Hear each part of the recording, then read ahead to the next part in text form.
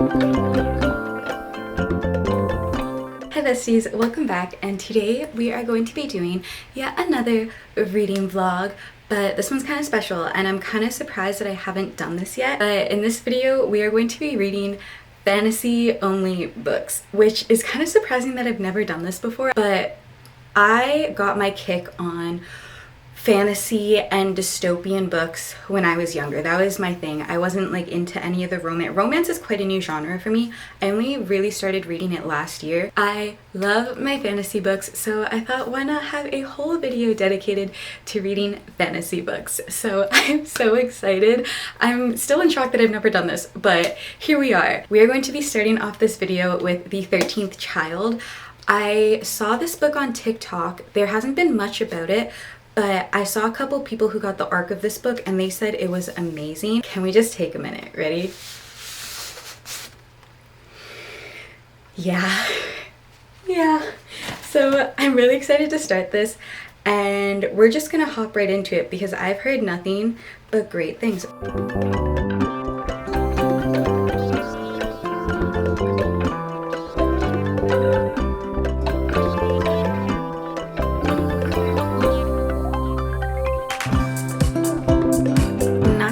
It's taken me a lot longer than I had hoped to be getting through this.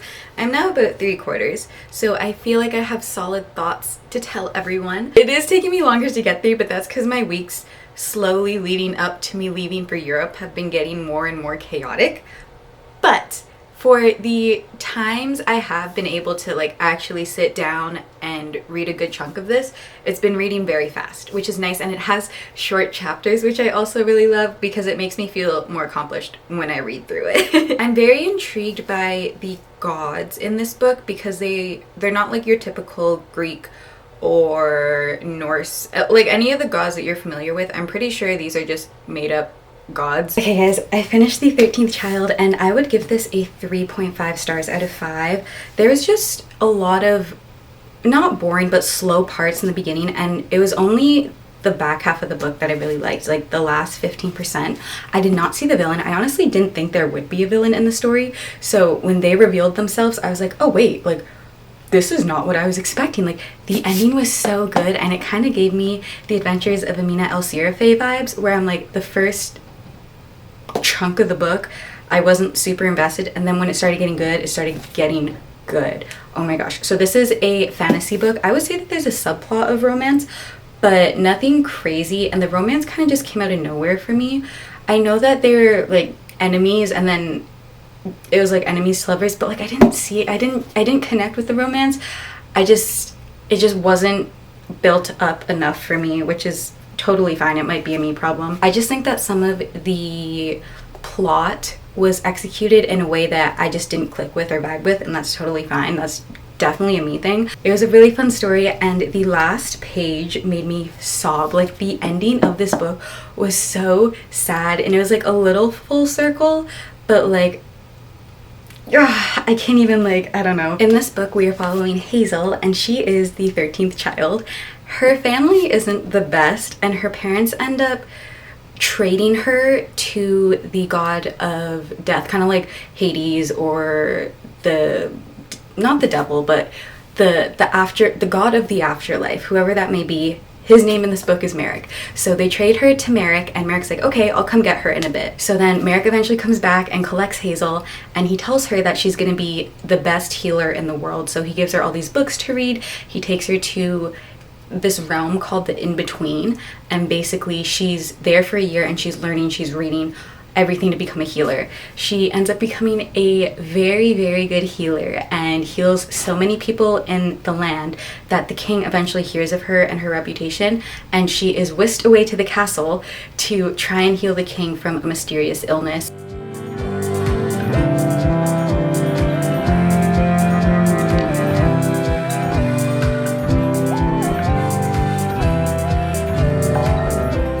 I started Tress of the Emerald Sea this morning, and I think I'm really gonna love this. In the first 4 chapters, I've already tabbed like 4 things, so I don't know. I think this is gonna be cute, but I also did not expect to love this as much as I do. Like, I'm eating this up, and it's only been 5 chapters.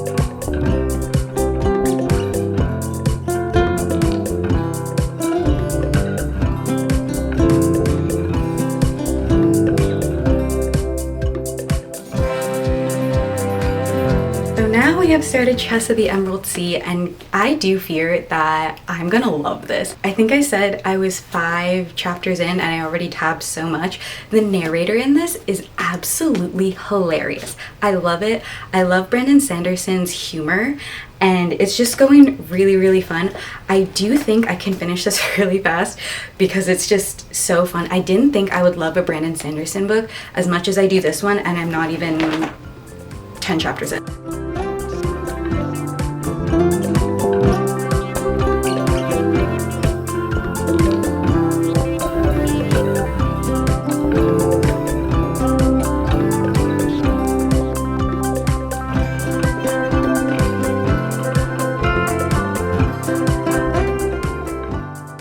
Guys, when I tell you I am eating this book up, I am eating it up.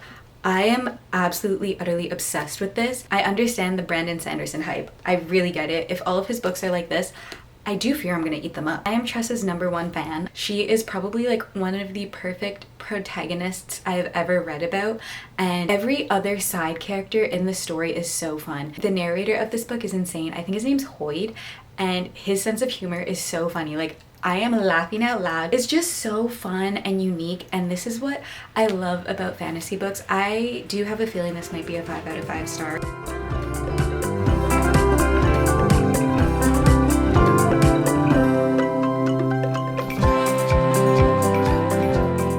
Because there's actually no way that I saw this coming. I'm literally like sitting, this is my genuine reaction. Like, I read that line and I was like, this is a 5-star book. This is a 6-star book, because what the heck is going on? Oh my God. Oh my God. Oh my God. I need someone to talk to about this, and the only person that knows what's going on is Daniel, because I gave him like the brief synopsis of what's going on from my book. And I just, when we go on walks, I tell him about my books and like my favorite ones so far and the rom-coms and the plots. And so I told him about Tress and the Emerald Sea, and he was so invested. He's like, let me know what happens. He's sleeping right now, so I can't tell him what's going on. I realized I never made like final thoughts about Tress, but of course it's a 5 out of 5. I think this might be a new God tier book for me, because oh my God, there's just so much going on that I loved. The plot twist at the end, my jaw dropped. Like, I think you guys saw my reaction.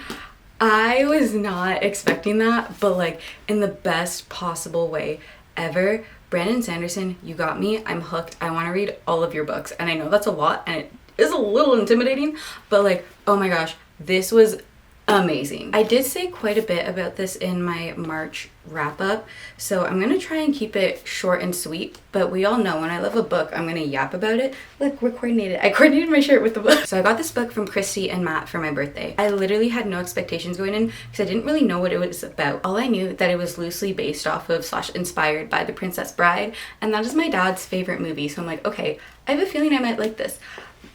I was so right.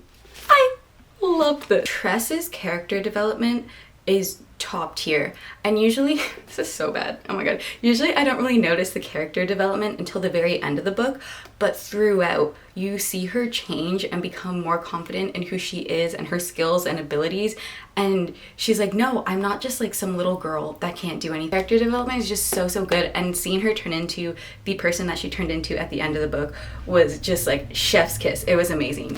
I'm obsessed with her. I'm not only obsessed with her, I'm obsessed with all of the other characters in the book, and I know that a lot of people say that like if you've read his universe, there are a lot of Easter eggs for other characters in here, so I didn't really understand those, but I'm excited to read the rest of his universe and then come back to this, because this is definitely something I will reread because it is just so freaking good. This is literally everything I want in a fantasy book and more.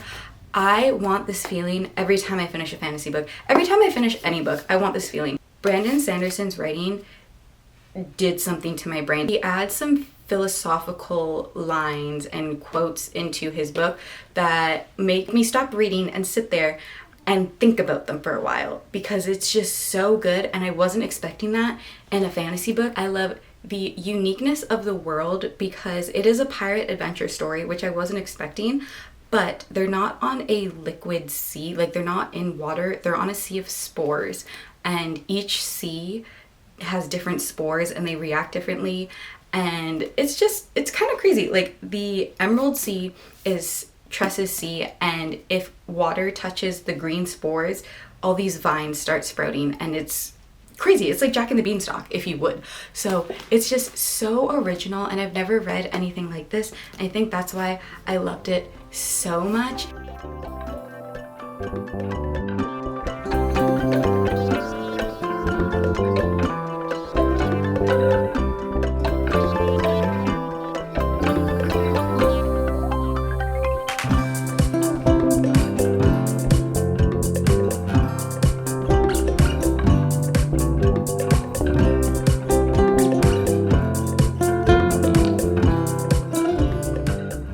This is actually so fun to record an audiobook in this video, because literally when I listen to audiobooks, I do whatever, and then if there's silence in the background, audiobook goes on. So we walked Patch, we're gonna unload the dishwasher and listen to the book. If you guys were wondering how fast I listen to my audiobooks, it's usually ×2 or ×7.5. Right now I think it's 1.75.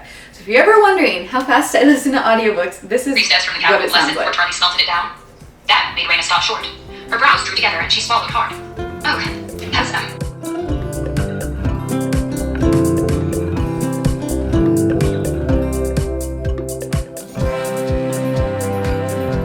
I also thought it would be fitting to make some tea, because Keith and Raina own a tea and bookshop in their town of Tawny. So I thought this just makes so much sense. And also yesterday it was 15 degrees and sunny, and I was in a sweater and leggings, and today it's like -3 and it's so cold. So this is very necessary, but also really sets the mood.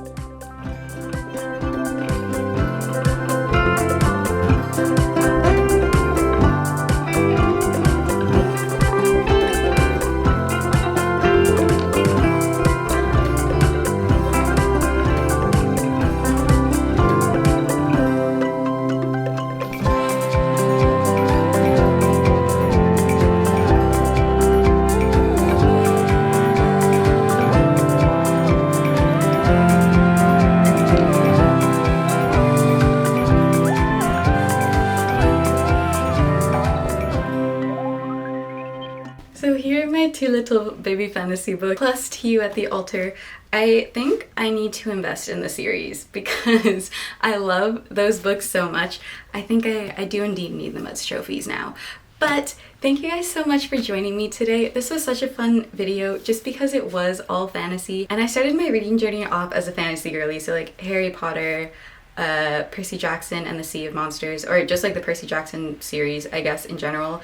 I don't know if you can consider The Hunger Games and Divergent as fantasies. They're more dystopian, but I feel like it was well overdue for a fantasy only reading vlog, and it forced me to read fantasy books for like 2 weeks. I had the best time. So thank you guys so much for joining me today, and I will see you all in next week's video. Bye guys!